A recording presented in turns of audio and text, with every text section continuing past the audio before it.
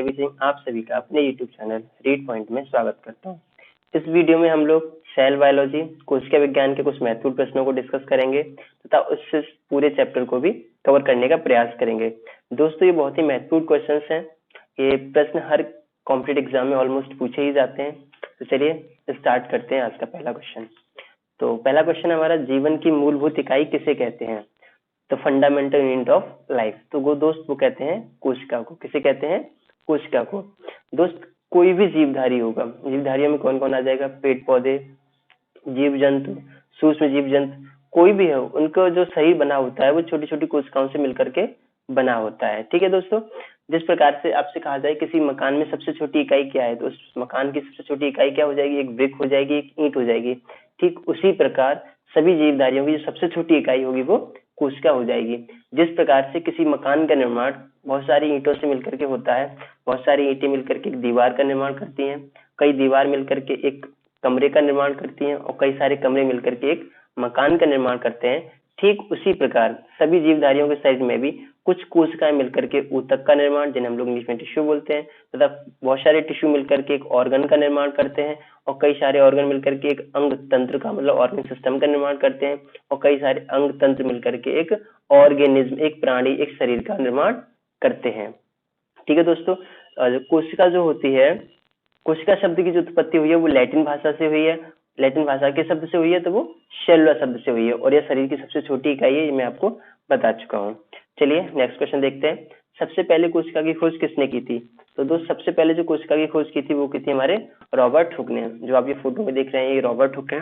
ठीक है दोस्त, जब इन्होंने खोज की थी 1665 में, उस टाइम पे कोई भी माइक्रोस्कोप नहीं थी, कोई भी सूक्ष्मदर्शी नहीं थी, तो इन्होंने अपनी खुद की सूक्ष्मदर्शी बनाई तथा उस सूक्ष्मदर्शी से जो बोतल की कॉर्क होती है, पहले जो बोतल जो होती थी उनका जो ढक्कन लगा होता था वो ढक्कन एक लकड़ी का बना होता था, तो उन्होंने उसी ढक्कन को, उसी कॉर्क को लिया और इस सूक्ष्मदर्शी से देखा तो उनको उसमें कुछ मधुमक्खी के छत्ते जैसी संरचना दिखाई दी, जिससे उन्होंने देखा उसमें छोटे छोटे कोष्ठ, छोटे छोटे रूम टाइप के उसमें उनको दिखे, तो उन्होंने इन्हीं कोष्ठों को क्या नाम दे दिया?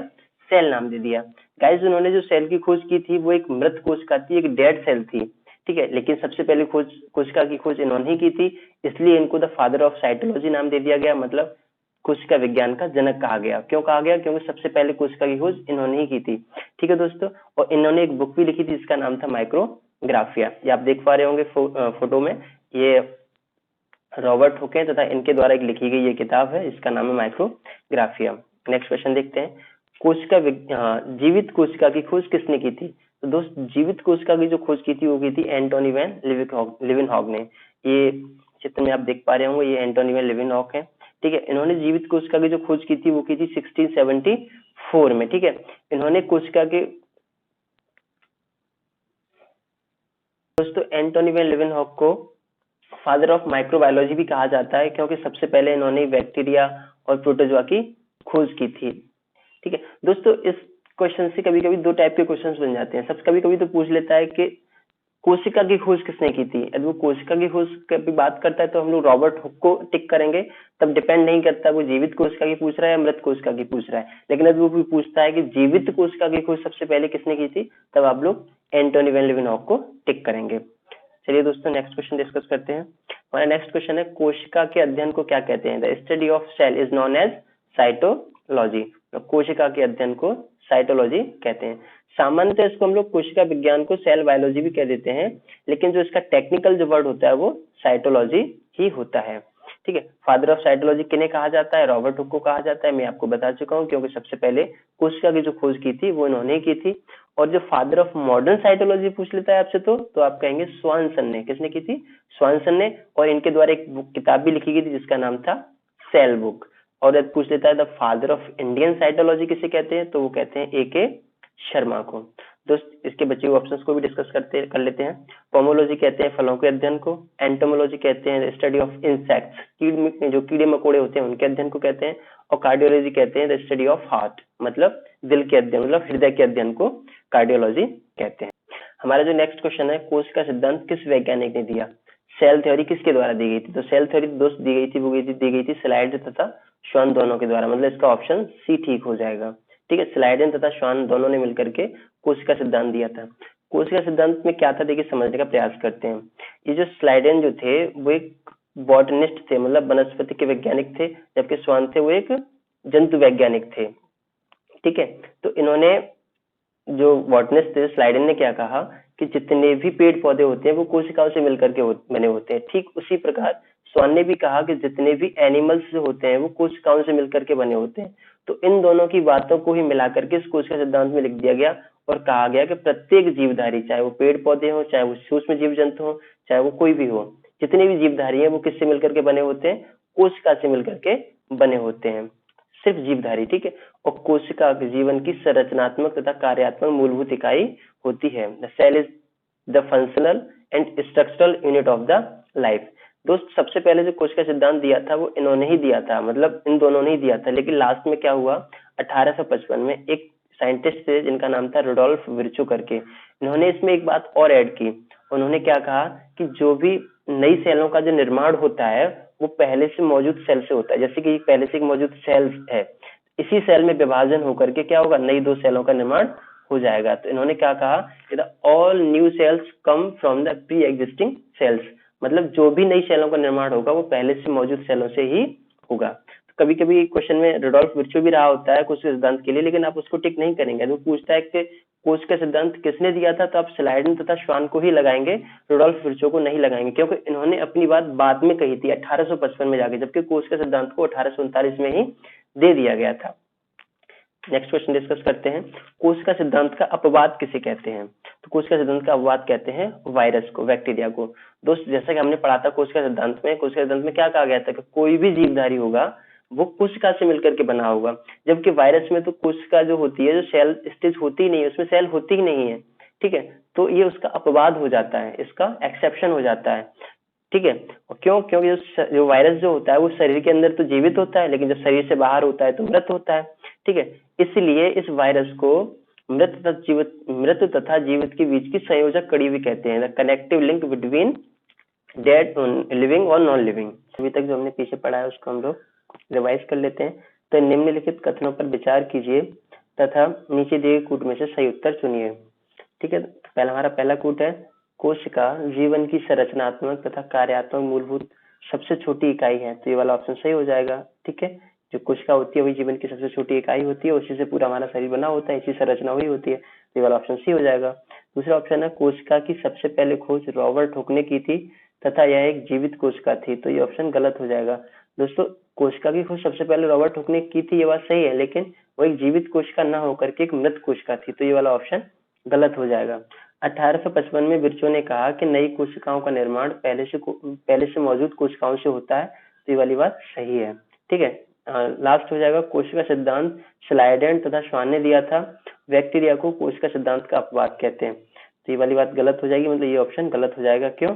क्योंकि जो कोशिका सिद्धांत था वो स्लाइडेन तथा श्वान दोनों ने ही मिलकर के दिया था, लेकिन इसने जो अपवाद वाली बात की है कि अपवाद बैक्टीरिया होता है, ये गलत हो जाएगा। अपवाद बैक्टीरिया ना होकर के वायरस होता है। क्या होता है?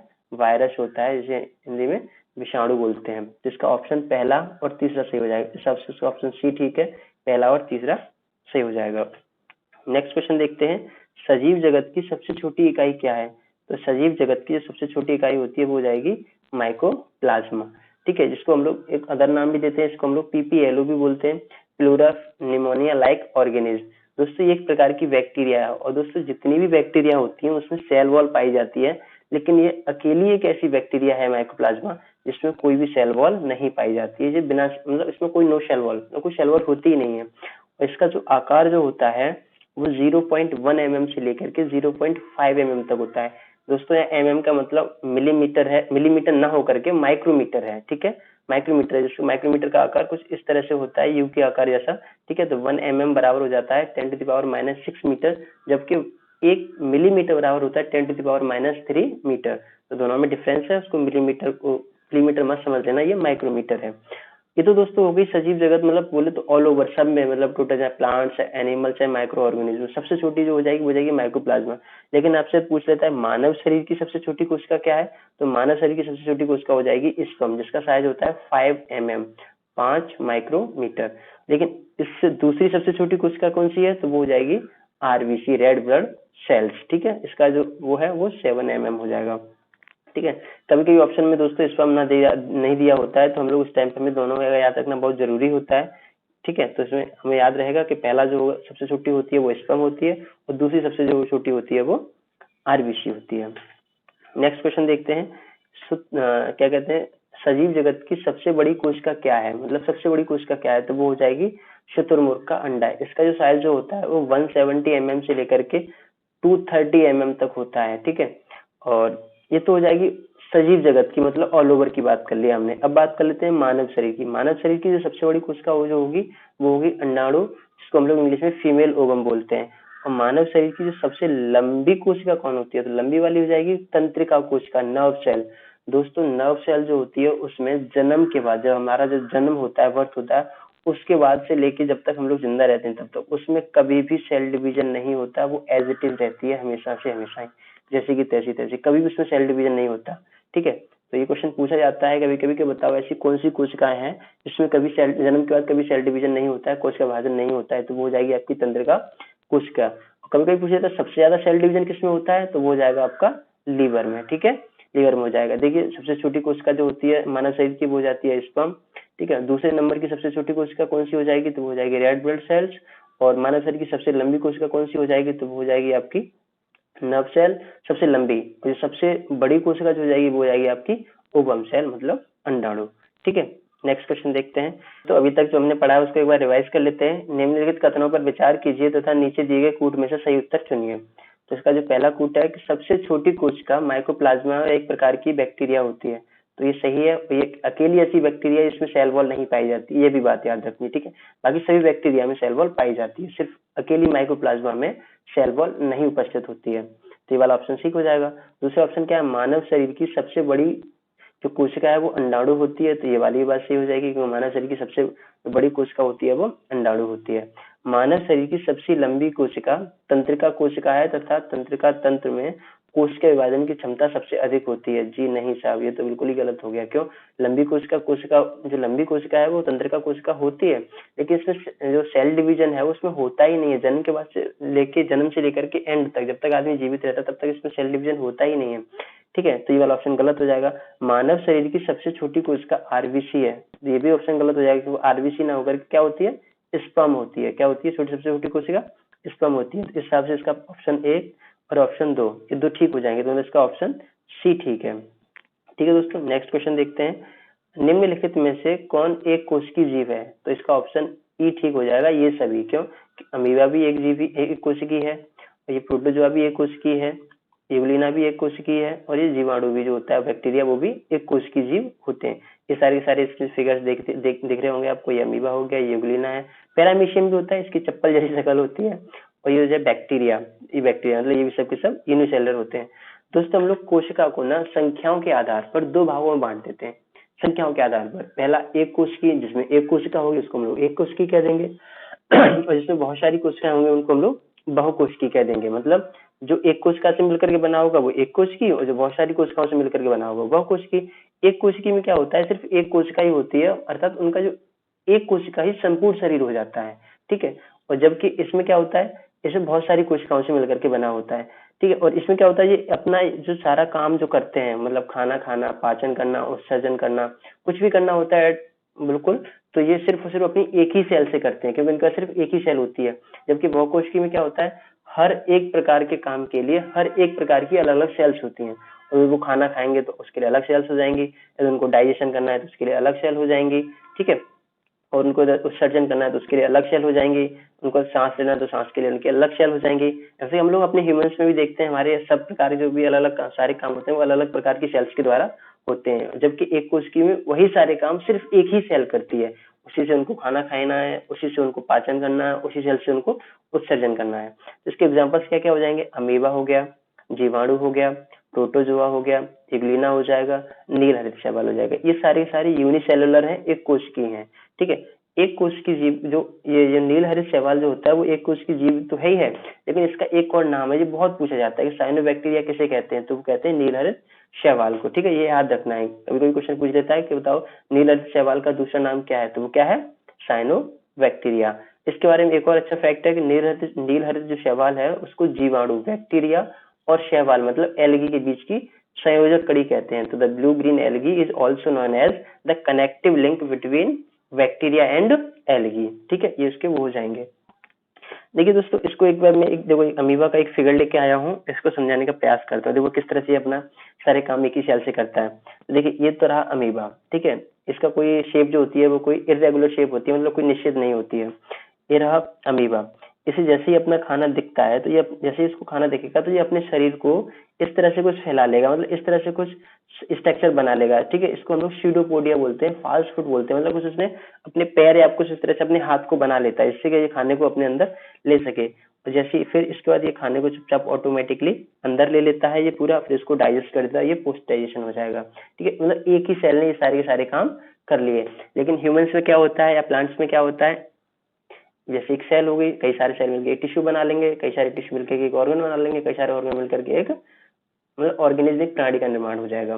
ठीक उसी प्रकार से प्लांट्स में होता है, सेम सेम प्रोसेस। ठीक है, और इनमें हर एक प्रकार के लिए अलग अलग कोशिकाएं होती हैं। हम कोई भी काम करना है, खाना खाना है तो उसके लिए अलग कोशिकाएं हो जाएंगी, उसका उत्सर्जन करना है तो उसके लिए अलग कोशिकाएं हो जाएंगी। ठीक है, हर एक प्रकार के काम के लिए हर एक प्रकार की अलग अलग कोशिकाएं होती हैं। तो ये दोनों में डिफरेंस हो जाएगा। अभी तक जो हमने दोस्त पढ़ा है उसको एक बार फिर से प्रयास करते हैं समझने का कि निम्नलिखित में से कौन सा विकल्प एक कोश की जीव के बारे में सही नहीं है। तो इसका देखते हैं कौन सा इसमें से जो एक कोश के बारे में ठीक नहीं है। पहला ऑप्शन क्या है, एक कोश की जीव में एक कोशिका ही संपूर्ण शरीर होती है। तो ये वाली बिल्कुल बात सही है, एक कोशिका में सिर्फ एक ही कोशिका होती है और वही एक कोशिका जो होती है वो एक संपूर्ण शरीर कहलाती है। ठीक है, दूसरा ऑप्शन क्या है, बैक्टीरिया, प्रोटोजोआ, यूग्लिना, कवक आदि एक कोश की जीव के उदाहरण है। तो ये वाला गलत हो जाएगा, क्यों? क्योंकि जो कवक जो है वो एक कोश की ना होकर के बहुकोश की होता है। बाकी जो बैक्टीरिया हुआ या प्रोटोजोआ हुआ या यूग्लिना हुआ, ये तीनों के तीनों एक कोश की जीव है, जबकि कवक एक कोश की जीव नहीं है। तो ये वाला ऑप्शन गलत हो जाएगा। नीरहित शैवाल एक कोश की जीव है, हाँ बिल्कुल सही है, तथा इसे साइनोबैक्टीरिया भी कहते हैं। तो ये ऑप्शन तीसरा सही हो जाएगा। ठीक है, इनमें हर अलग प्रकार के काम के लिए अलग अलग कोशिकाएं होती हैं। ये वाली बात एक कोशिका के बारे में कहा जा रहा है, ये बात गलत है, क्योंकि उसमें सिर्फ एक ही कोशिका होती है, उसी सारे कोशिका सारे काम करते हैं।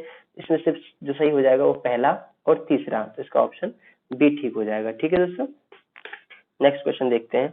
इसमें नेक्स्ट क्वेश्चन क्या दे रखा है, किसी जीवित कोशिका में कोशिका या ऊतक की मृत्यु को क्या कहते हैं? तो वो कहते हैं दोस्त नेक्रोसिस।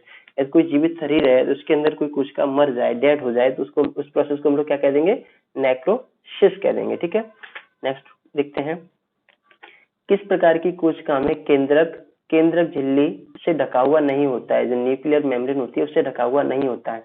तो दोस्तों देखो, हम लोग कोशिका को दो प्रकार से बांटते हैं। पहला हमारा प्रकार था, हमने उसकी संख्या के आधार पर बांट दिया। यदि किसी में एक कोशिका है तो एक कोश की होगी, उसमें किसी में मतलब बहुत सारी कोशिका है तो बहुकोश की हो गया। लेकिन एक और हम लोग कोशिका को एक तरह से और बांटते हैं, वो है केंद्र की बनावट के आधार पर। केंद्र जो उसका न्यूक्लियस होता है, जो उसका न्यूक्लियस होता है वो किस प्रकार से बना हुआ है। तो ठीक है, उस प्रकार से हम लोग उसको दो भागों में बांट देते हैं, दो प्रकार से बांट देते हैं। कैसा? पहली बात, एक को बोल देते हैं प्रोकैरियोटिक और दूसरे को बोल देते हैं यूकैरियोटिक। प्रोकैरियोटिक में क्या होता है, जो केंद्रक जो होता है वो केंद्रक झिल्ली से ढका हुआ नहीं होता है। तो इस वाले क्वेश्चन का आंसर बी सही हो जाएगा। जबकि यूकैरियोटिक में क्या होता है, जो केंद्रक होता है वो केंद्रक झिल्ली से ढका हुआ होता है। तो आइए हम लोग इसके बारे में कुछ और फैक्ट भी जानने का प्रयास करते हैं। प्रोकैरियोटिक और यूकैरियोटिक में देखो, प्रोकैरियोटिक का मतलब क्या होता है, प्रो मतलब होता है पुराना, कैरियोटिक का मतलब होता है मतलब क्या कहते हैं, केंद्रक। ठीक है, तो इसमें पुराना टाइप का केंद्रक पाया जाता है। ठीक है, इसमें यू का मतलब होता है ट्रू और कैरियोटिक का मतलब होता है केंद्रक। इसमें मतलब ट्रू मतलब बोले तो सच, मतलब वास्तविक केंद्रक होता है, जबकि इसमें वास्तविक केंद्रक नहीं होता। कहने का मतलब क्या है, इसमें जो केंद्रक होगा वो केंद्रक झिल्ली रहित होगा, मतलब इसमें केंद्रक झिल्ली नहीं होगी। जो साइटोप्लाज्मा होता है, जो कोशिका में जो कोशिका द्रव्य भरा होता है, वो उसमें न्यूक्लियस घूमता रहता है ऐसे ही। ठीक है, उसमें कोई मेम्ब्रेन नहीं लगी होती है, वो कवर नहीं होता है, उसमें कोई झिल्ली नहीं लगी होगी, वो ऐसी तरह से घूमता रहेगा। तो इसलिए उसको हम लोग केंद्रक न कह करके केंद्र का या फिर न्यूक्लियोइड कह देते हैं। ठीक है, जबकि यूकैरियोटिक में क्या होता है, इसमें जो केंद्रक होगा, ये देखिए ये केंद्रक है और इस केंद्र के चारों तरफ एक झिल्ली बनी हुई है, एक मेम्ब्रेन बनी हुई है, न्यूक्लियर मेम्ब्रेन बनी हुई है। इसको हम लोग क्या कह देंगे, ये यूकैरियोटिक हो जाएगी। मतलब यूकैरियोटिक में केंद्रक जो होता है वो केंद्र झिल्ली से ढका होता है, जबकि प्रोकैरियोटिक में केंद्रक जो होता है वो केंद्र झिल्ली से ढका ना होकर के साइटोप्लाज्मा जो कोशिका द्रव्य होता है उसमें इसी तरह से घूमता रहता है। और क्या डिफरेंस हो जाएगा, इसमें जो राइबोसोम्स होते हैं वो छोटे छोटे पाए जाते हैं। जो प्रोकैरियोटिक में जो राइबोसोम्स होते हैं वो छोटे छोटे होंगे, ये 70S, यहाँ एस का मतलब सेडिमेंट है। ठीक है, इसमें जो यूकैरियोटिक में जो राइबोसोम्स पाए जाएंगे वो 80S पाए जाएंगे। ठीक है, 80S पाए जाएंगे। इसमें जो होते हैं वो छोटे छोटे होते हैं, इस वाले में जो राइबोसोम्स होते हैं वो बड़े बड़े होते हैं। ठीक है, प्रोकैरियोटिक में क्या होता है, कोई कोशिकांग नहीं होता। कोशिकांग का मतलब होगा कोशिका के अंग, जैसे कि माइटोकॉन्ड्रिया हो गया, गोल्जी बॉडी हो गई, एंडोप्लाज्मिक रेक्टिकुलम हो गया, और भी कई सारे मतलब इसके जो कोशिकांग होते हैं उसको हम लोग आगे की लेक्चर में डिस्कस कर लेंगे। ठीक है, इसमें कोई भी कोशिकांग नहीं पाया जाएगा, जबकि इसमें सारे के सारे कोशिकांग पाए जाते हैं। ठीक है, यूकैरियोटिक में, जबकि प्रोकैरियोटिक में कोई भी कोशिकांग नहीं पाया जाता। प्रोकैरियोटिक में जो सेल वॉल जो बनी होती है, इसकी जो बाहरी का जो आवरण जो सेल वॉल जो होती है, ये जो आप देख रहे हैं सेल वॉल, ये जो होती है वो प्रोटीन तथा कार्बोहाइड्रेट की बनी होती है। जबकि इसमें जो होगी, क्या कहते हैं, यूकैरियोटिक में, वो सेल वॉल जो होगी वो सेलुलोज की बनी होगी। जो कोशिका भित्ति जो होगी वो सेलुलोज की बनी होगी। इनके एग्जाम्पल्स क्या क्या हो जाएंगे, प्रोकैरियोटिक के जैसे पुराने वाले के जीवाणु हो जाएगा, इकोलाई हो जाएगा, और नील हरित शैवाल हो जाएगा।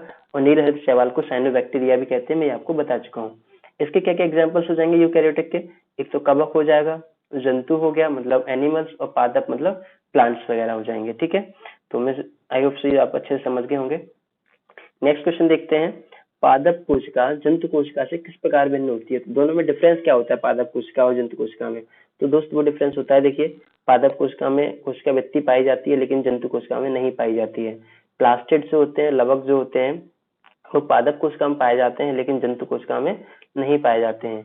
बड़ी रिक्तिका मतलब पादप कोशिका में बड़ी रिक्तिका मतलब सिंगल एंड लार्ज वैक्यूल इस पादप कोशिका में पाई जाती है, प्लांट सेल में पाई जाती है, लेकिन एनिमल सेल में रिक्तिका पाई तो जाती है, लेकिन वो छोटी छोटी पाई जाती है और कई पाई जाती है। तो इसका मतलब इसका ऑप्शन डी सही हो जाएगा। मतलब इस क्वेश्चन का जो आंसर होगा वो डी हो जाएगा, मतलब ऑल, ये सभी, ये सबके सब डिफरेंस है।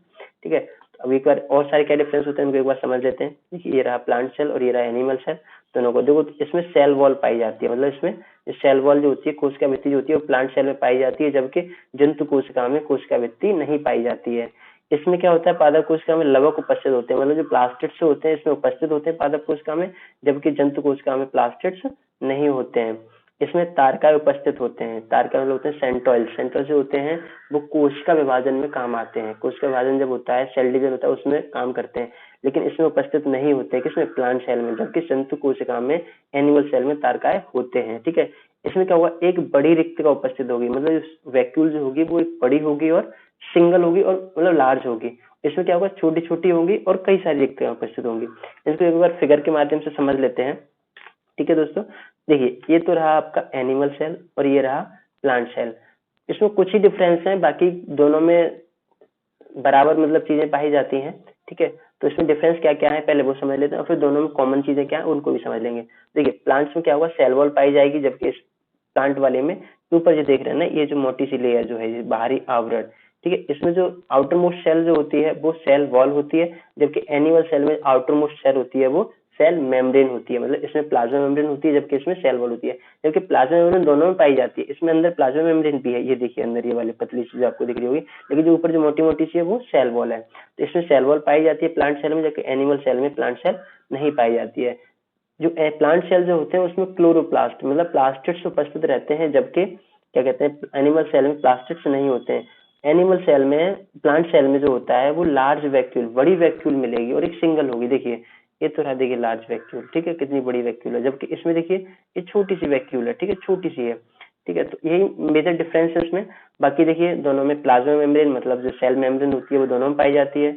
एंडोप्लाज्मिक रेक्टिकुलम जी आप देख रहे हो, ये वाली जो है ये लगी, ये एंडोप्लाज्मिक रेक्टिकुलम में दोनों में पाई जाएगी।